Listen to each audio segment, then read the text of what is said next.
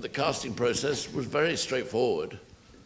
That is to say, my casting director said, "Oh, you should use Dominic in that part," and I said, "Okay."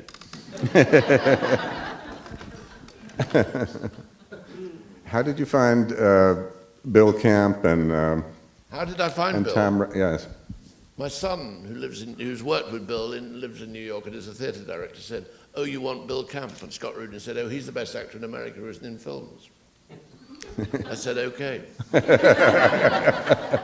I never met him. You didn't audition? Turned up. He didn't audition? You just took him on their say-so? Yeah, I think there was a Skyped phone call. But he was wonderful. Some days things go in your favor. And Tamara Drewe is not an great. actress that we're familiar with in the U.S., She's but she's quite wonderful. Brilliant. She's just a wonderful, wonderful comic actress. Brilliant. Yeah, but she grounds it in some real feeling.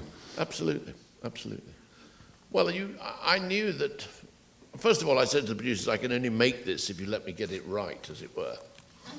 And then I made sure that I could cast Roger Allam and Gemma and Tamsin before I agreed to make the film. In other words, I didn't want to be caught wanting to make a film and unable to find people. In this pleasant, green and pleasant land, underneath there are dark things working their way to the surface.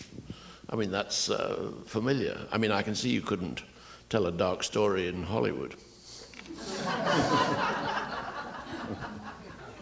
You know, it really is paradise, and nothing mucky goes on.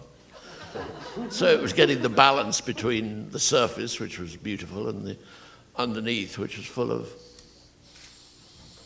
disgusting middle-aged men. You do use panels, though, which are rather graphic novel-like, which I don't think have you ever done that before? Book, wasn't it? That was my pathetic attempt to do a comic book, you know.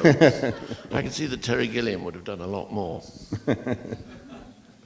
The truth is, there are some directors, amongst whom I am one, who you really direct with your ear, and it's to do with pitch and what you can hear. And you get each bit the way you think is right, and then you see if together they spark each other off. So I don't know that I'm clever enough to sort of think it through. That should be like that. That should be like that. You just sort of do it, and all this nonsense that's in your head comes out. It's the unconscious school of filmmaking.